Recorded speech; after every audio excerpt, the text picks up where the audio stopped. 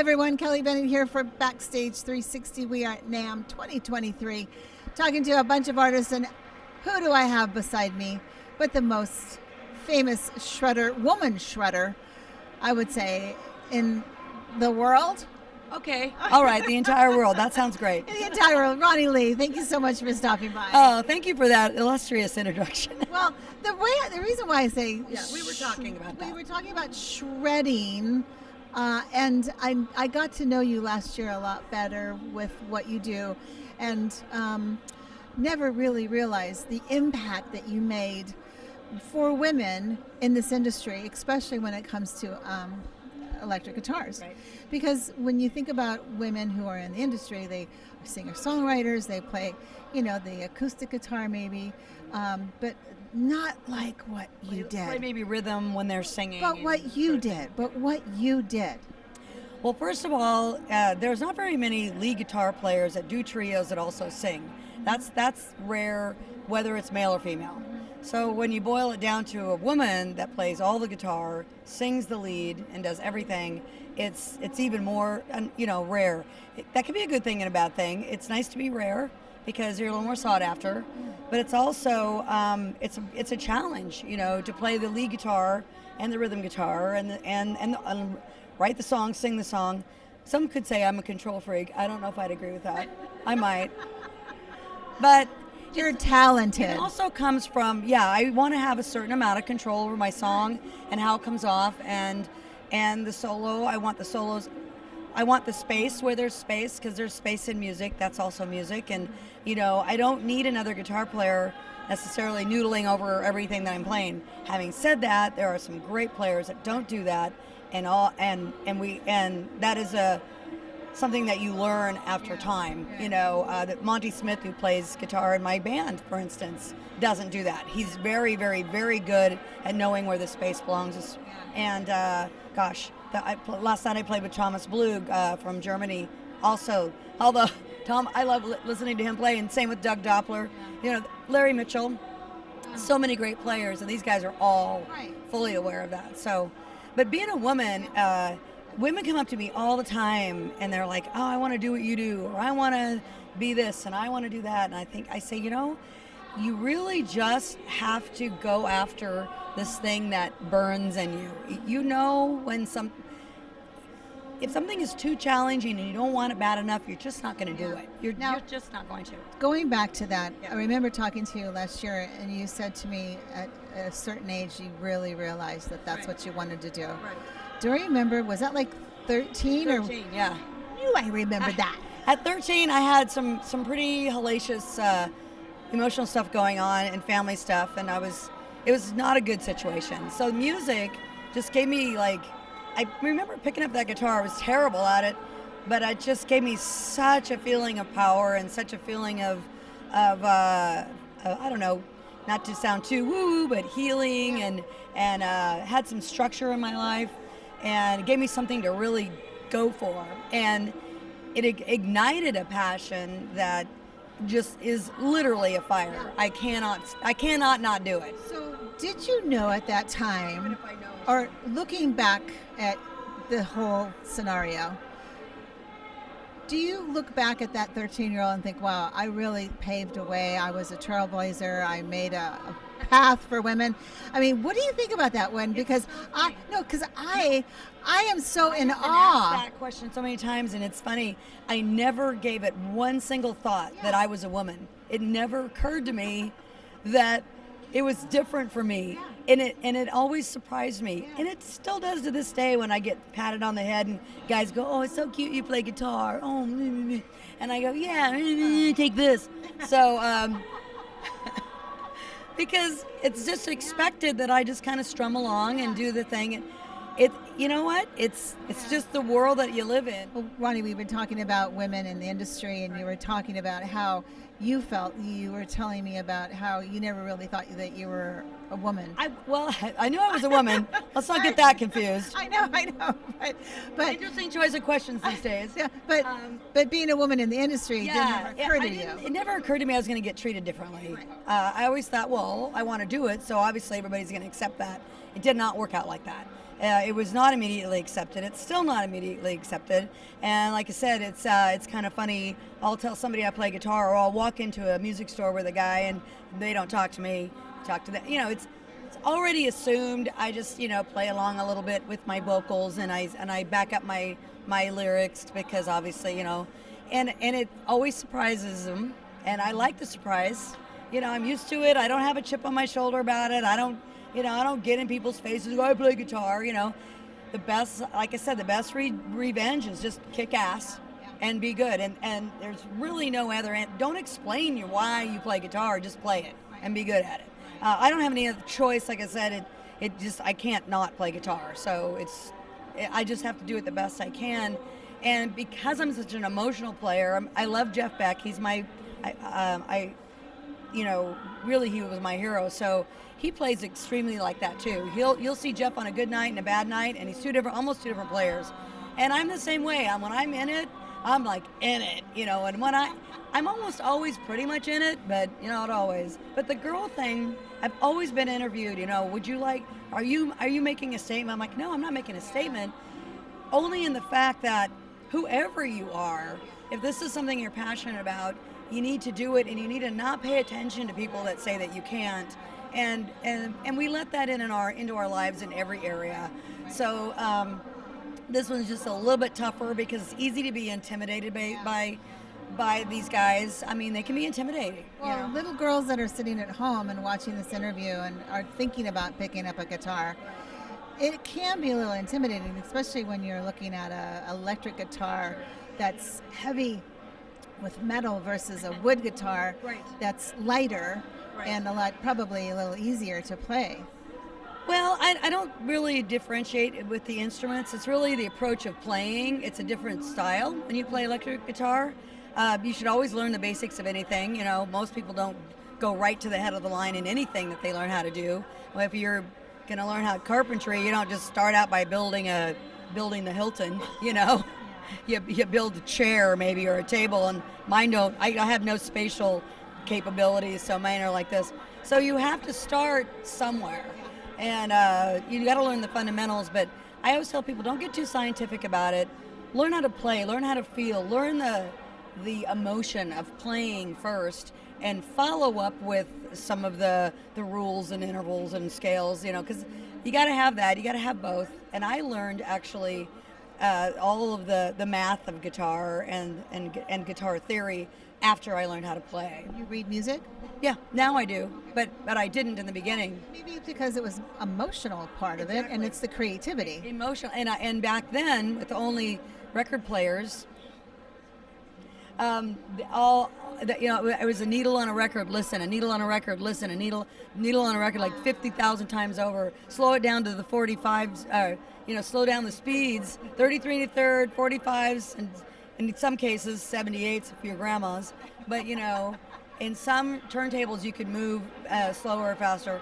So, but not mine. Mine was in a little box. You know, so that's how I learned how to play guitar. So it took a lot of dedication, and I don't think these days it takes as much dedication, unfortunately, because it's so easy.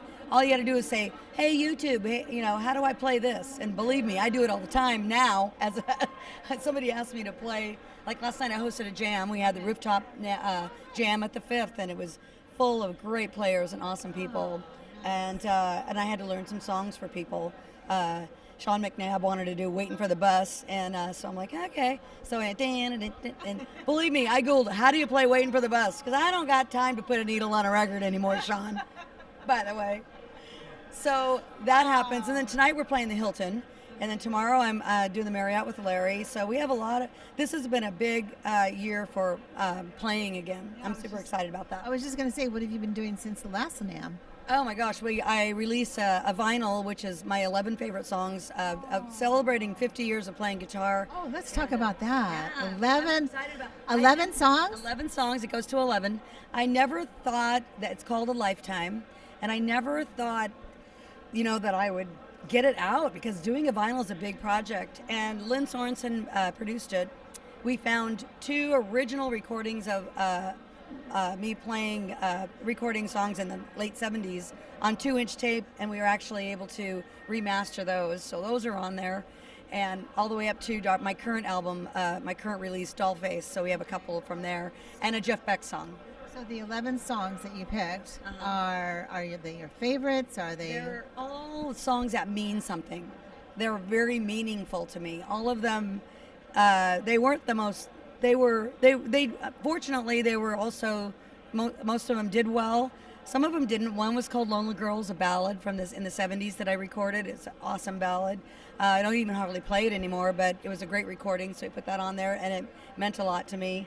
And then the Jeff Beck song. This was before he passed, though. I put it on because and we argued a little, not argued, but like, oh, it wasn't one of your bigger, popular ones. But I said, but you played it. I played it fine. I was happy with it.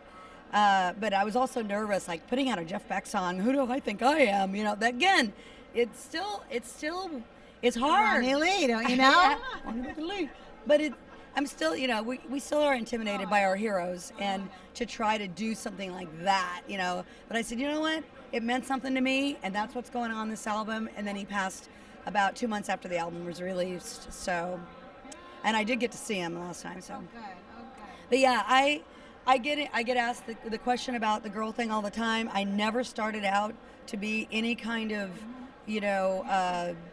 But then I ended up doing Play Like a Girl Records and mentoring a lot of women musicians, just in navigating the music industry, and from our perspective, and it is a passion of mine now, but it wasn't, and I'm still not militant about it. I still tell everybody, don't get an attitude, just be good.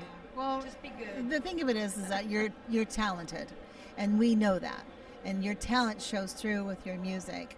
And if we didn't have the talent, you probably wouldn't be who you are now. But you have to work at that. You Exactly. have to. There's, I got fired out of my first two bands because I was just, wanking away, thinking this is the greatest thing since sliced bread, and didn't really know what I was doing. And But you knew what you wanted, I knew and what you I worked wanted for to it. do. Right. So it's also, you develop. And like I said, I just recently released an album after 50 years of guitar playing. I tell everybody I should be better, because that's me. Okay, because we all want to be better. We all want to exceed ourselves, and I think that keeps your drive going too. Once you go, oh, I'm good enough, you're probably done. You should never be satisfied. You shouldn't be unsatisfied and unhappy and experiencing, insecurities. But you should always be striving to be better, and I do. And I think we all learn from that, because if you're not constantly learning, Right. you're stagnant. Yeah, you're You know? atrophying then, yeah. So like I have tons of touring coming up. People make fun of me sort of because they're like, how do you keep going? I do have a lot of energy. I don't know what it is. I have a ton of energy. I have to burn it up somehow. So I am going overseas in a couple weeks for 6 weeks. We'll be in Sturgis this year. I'm on the East Coast with Liberty DeVito, my drummer over there. He's a great drummer from Billy Joel's band.